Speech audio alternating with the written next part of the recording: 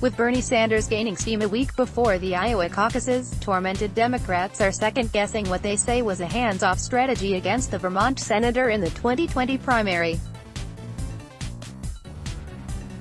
They fear a repeat of 2016 is in the making, when mainstream Republicans scoffed at the idea that Donald Trump could ever win the nomination, until he became unstoppable, only this time from the left. Advertisement: the Republican money people were laughing at Trump when he came down the escalator, and they kept laughing at him for way too long, until, holy crap, he's winning primaries. Matt Bennett, co-founder of Third Way, told Politico. Bennett said he's attempted for weeks to find an organized effort to combat Sanders' rise, so far, to no avail. What I fear is one will emerge too late, as what happened with Trump. Many Democrats say they respect the support behind Sanders but fear a self-described Democratic socialist would cede must-win battlegrounds to Trump. Swing states have a higher concentration of swing voters. We need a nominee who draws them to the Democratic column, said Rahm Emanuel, the former Chicago mayor and chief of staff to Obama. Sanders' theory, like Trump's for the right, is based on the notion of a higher turnout of infrequent voters. Sanders is in a strong position, based on recent polls, to win Iowa and then New Hampshire. A 1-2 punch in the first two states could make him hard to stop. Joe Biden's firewall, his popularity among African Americans in South Carolina and other southern states, would face a severe test. But the Democratic establishment is caught in a catch-22, attack Sanders and risk galvanizing his supporters and turning him into a martyr of the far left. Or leave him alone and watch him continue to gather momentum. Their bind unfolded in plain sight last week when Hillary Clinton complained that nobody likes Sanders and wouldn't initially commit to backing him if he were the nominee. She later clarified that she would do so. Clinton suffered a backlash, and Sanders has only gained strength in recent days. That's largely why Bennett's push for organized opposition to Sanders isn't gaining traction. "We're not wanting to put our finger on the scale in any way," said a board member of Priorities USA, the Democrats' largest super PAC. Sanders struggled to break out in polls for months in 2019 as fellow progressive Elizabeth Warren mounted a strong campaign.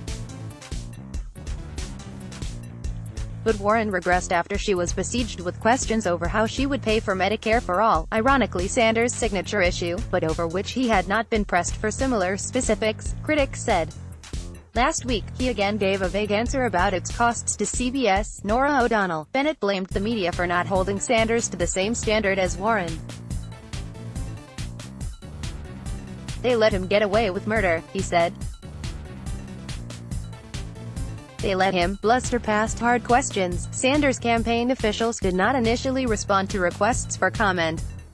After publication, campaign manager Faiz Shakir said in a statement to Politico, "Let's be clear, our growing support results from working-class Americans from diverse backgrounds demanding an agenda that transforms our country." Shakir added, "All Democrats should be ecstatic to witness this movement attracting new supporters. To win seats up and down the ballot, we need to generate excitement and enthusiasm that drives a huge voter turnout."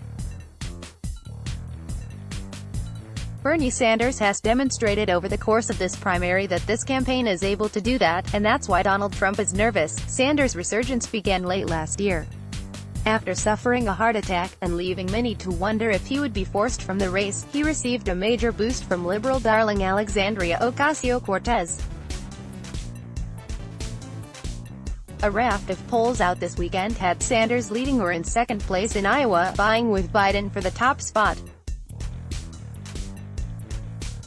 The enthusiasm for Sanders was on display in Iowa on Sunday, when 1,100 people, according to his campaign, turned out to a rally in Sioux City co-hosted by Ocasio-Cortez and Michael Moore. "He's in a position to win Iowa and New Hampshire at this point," said Ben LaBolt, Obama's former national press secretary. "Now's the moment. We're a week out from Iowa. It might be too late for some states already. but it's not too late for the nomination. LeBolt said Sanders' competitors should have hit him harder on the debate stage and on the campaign trail. He argued there's less risk of going negative now that the field has narrowed to 4 or 5 viable candidates in Iowa and New Hampshire. He added, there should be a paid media strategy that would challenge him. Who should do that? I don't have the answer to that. Democrats face the same trick box that Republicans faced in 2016. Attacking Sanders only gins up his already enthusiastic base. We're not changing our game plan, said a Biden associate familiar with the campaign's strategy. We don't feel a need to attack Bernie or anybody else. The Biden super PAC has also refrained from attacking the former vice president's rivals and is not expected to level attacks against Sanders in the days before Iowa. LeBolt argued that Trump is pushing for Sanders to win, pointing to a recent tweet from the president alleging that the Democratic Party was rigging the election against Bernie Sanders to try to help Biden. On Facebook, the Committee to Defend the President, a pro-Trump dark money group, is currently running ads against Biden. Iowa Attorney General Tom Miller, who recently shifted his support from Steve Bullock to Biden, argued that Sanders would harm down-ballot Democrats in battleground districts.